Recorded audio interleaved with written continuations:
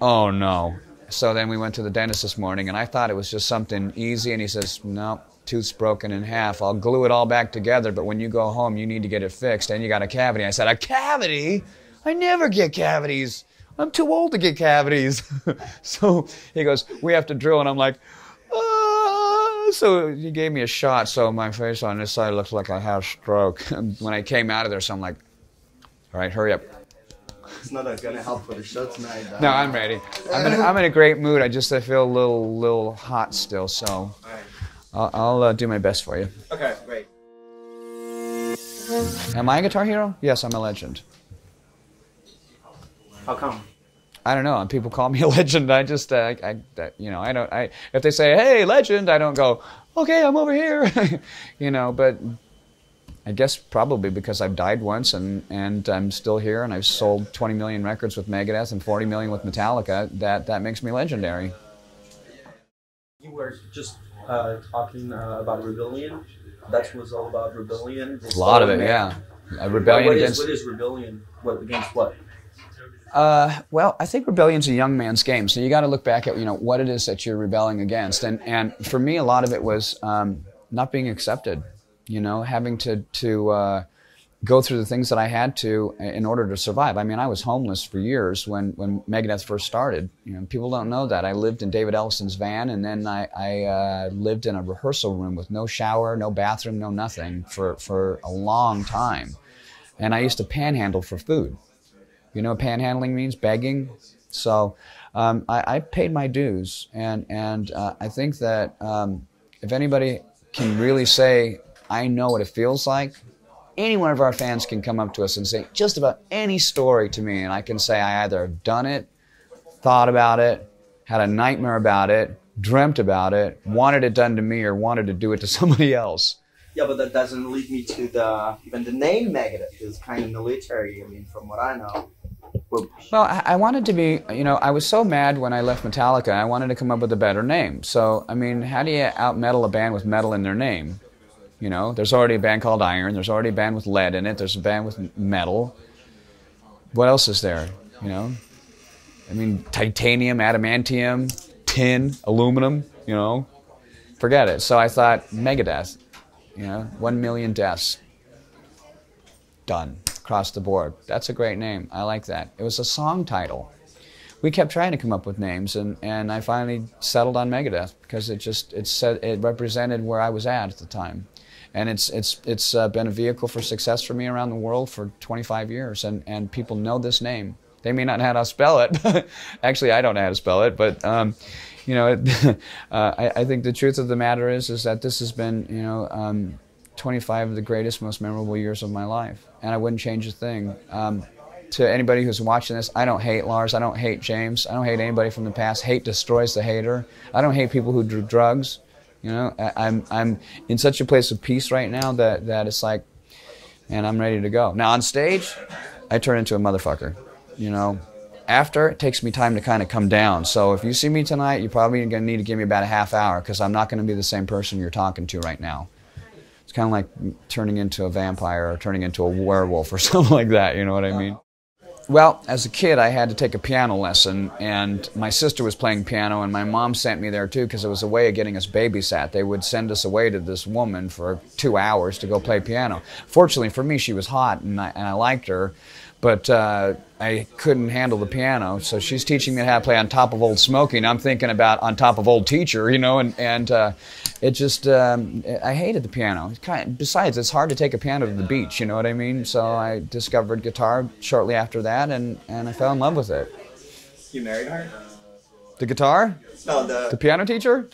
No. You married the guitar? I did marry the guitar. Ultimately, I did because my marriage just ended and I stayed with the guitar.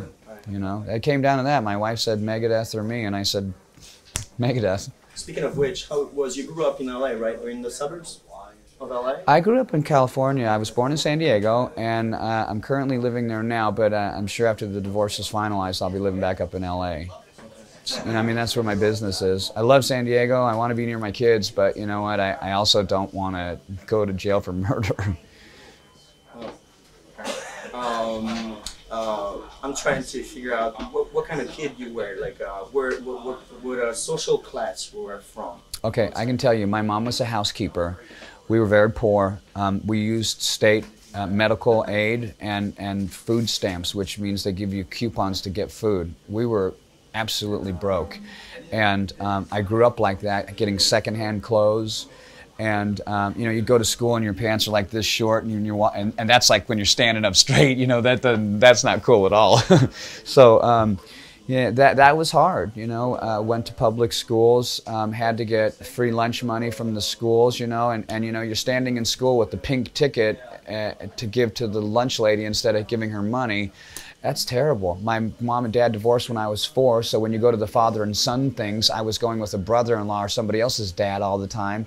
People would look and say, that's not your dad, you don't have a dad. What social class was I in? The absolute lowest social class you could possibly be in, especially inside of here. My heart was completely broken as a kid, and then I grew up as what's called a latchkey kid, because my mom had to work, so I would come home from school as just a little kid with a key around my neck and turn the lock and go inside my house and wait for my mom to come home. That's how I grew up. And I discovered the guitar, and it became my best friend, and I realized... How did you get your first guitar? The first one I got, I stole. I hate to say that, but I contacted the guy that I stole it from, and I gave him back the stuff. I gave him back a guitar. It was worth way more. I just got done watching this terrible movie with Matt Damon in it, and they used LSD on this guy and jumped out a window. I can understand, because, you know, when I was doing that, you know, it just makes you think crazy stuff. So you know? What was your best trip on drugs? On drugs? Yeah. I think the best drug for me is success or love. You know, as far as like a real drug, I like a glass of wine. You're saying that you never drugs never lead you somewhere good? Well, for some people that can recreationally use drugs, that's okay. See, the thing is, there's 3 ways you can use drugs. You can use them, you can abuse them, or you can become addicted to them, right? I think people that use drugs, that's their choice. I think if you're abusing drugs, you make people unsafe around you. If you're addicted, you need to get help. You know, I was addicted. I was an alcoholic and I was a junkie, you know, but I wasn't one of these kind of guys. It was like snorting and smoking it, you know, and I'm not a junkie anymore. And as far as being an alcoholic, I was drinking cognac all the time and drink a little bit of red wine now, you know. As far as drugs are concerned, probably the drug that I liked the most when I was growing up was just smoking pot. You know, because it didn't make me dangerous, it didn't make me violent, it didn't make my dick disappear. It wasn't named after my ass, you know, crack, right? You know, I didn't end up selling everything I owned to get pot, you know. I didn't stay up until the middle of the night talking to people about pot, you know. So I think it's a little different. I know that over here that hashish is more popular than marijuana is, but marijuana is something that they use in America as a medical drug. You know, and the Native Americans used it a lot too. I think there's a difference between somebody who sits down in the morning and does 10 bong tokes and is like, okay, I'm ready for my Wheaties, you know, versus somebody who knows how to use it medicinally, you know? Yeah, plus it brings you a lot of troubles. I mean, we're in '83, you had this huge thing to become called Metallica. You get in, and then you get out. That had nothing to do with me. That had to do with everybody. We were all alcoholic. I've been doing martial art ever since I was a kid, and I beat James up because he kicked my dog. He kicked my dog. I used to sell drugs. I'm telling you that the pot thing, in order for me to smoke pot, I sold it so I would be able to smoke it for free, right? I'm on stage, somebody knows I'm on stage, so what do? They jump through my window, take all my drugs. I said, that's never going to happen again. So I got a dog. It was a dog more like an alligator with fur on it. It was a pit bull, right? So I took the pit bull up to rehearsal when I was in Metallica, and it stuck its little teeny feet up on the car of the bass player. James kicked the dog, so I punched him in the face, and that was the end of it, you know? And the bass player said, you know, it was a big argument. It's in the Metallica thing. You can check it out. Everybody says I kicked his dog. It ain't that way around. You know, I kicked his ass, but not his dog. He kicked my dog. And the thing was, is we all were such drunks. And when I got drunk, I got violent. When they got drunk, they got stupid. I can't even tell you how many times driving back from San Francisco when Metallica was just starting, Lars and James used to throw one of Ron McGovney's shoes out the back of the truck. He'd get home every time and he'd only have one fucking shoe left. Excuse my language, but you know, I mean, this is an emotional thing for me talking about this right now. And one time I watched one of them, I can't remember if Lars did it to James or James did it to Lars, but they were chewing some food and went and spit it into the other dude's mouth. That was the end for me. You know what? Those guys aren't birds. Erping up food into somebody else's mouth is a little too weird for me. So, you know, they had their own thing and they did stuff like that when they were drunk. When I got drunk, I like to fight. I went into, you know, I've got 3 black belts. And when we went up to San Francisco, one time Lars went into this girl's bathroom that had all these pictures that was beautiful pictures she'd collected over the years of all of these people, musicians that had come in. And he took a beer and he went and squirted it over all of her pictures. And I thought, you little punk, I can't believe you did that. And then he stole a poster from her house and they blamed it on me. You know what? People don't necessarily know what's going on. And the thing is like, I like James. You know, Lars, I can take or leave. I mean, I think that the whole world kind of looks at it like that too. He's not a good drummer. He really isn't. Any good drummer will tell you that he's not. And their success, you know what? A lot of it is based off of me. So, well, my love song was Love to Death. Boy meets girl, boy falls in love with girl, girl doesn't love boy, boy kills girl. So no one else will have her.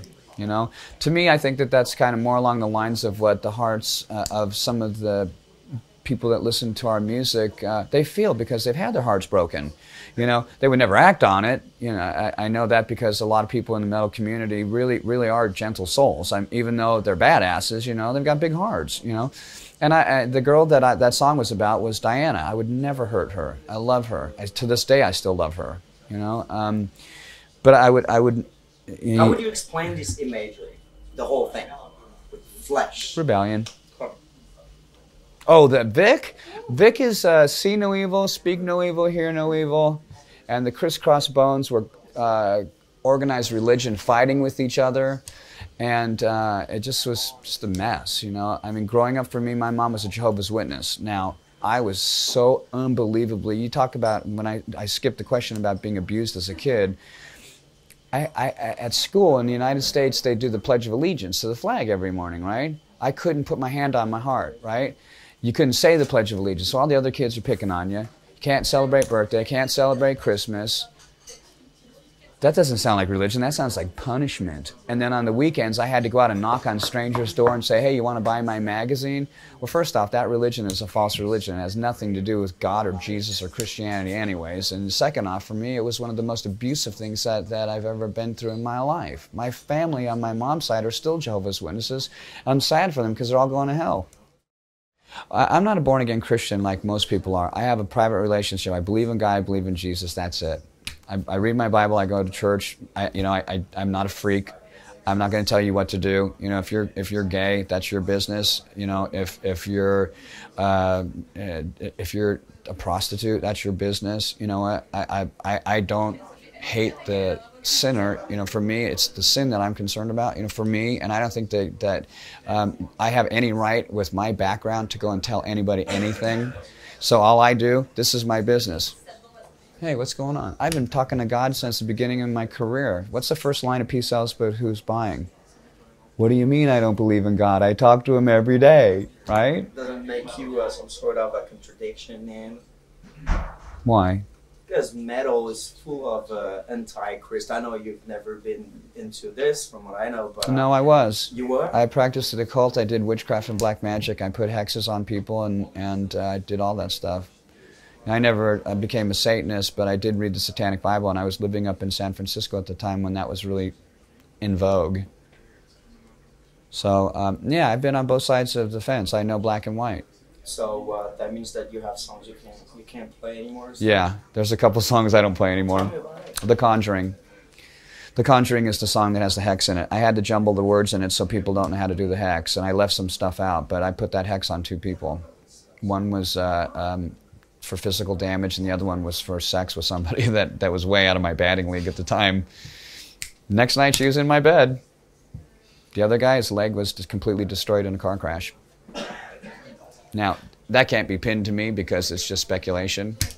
But I'll tell you what, it certainly influenced a lot of my songs. And I thought, you know what, I don't want to go there anymore. It took me years of seeing Filipino priests and shamans and rajas and gurus and priests of this religion and you know, metaphysical people there and laying on of hands and trying to pull out all this kind of crazy stuff and cupping and coning and all this stuff and clearing with sage to get rid of this demonic oppression I picked up, because when I started fooling around with the dark side, I got demonic oppression, and it took a long time for that to go away, you know. But I know I'm clear of it right now. I still like, you know, I mean, as a Christian, it's hard for me to justify saying the F word, but I still say it, you know.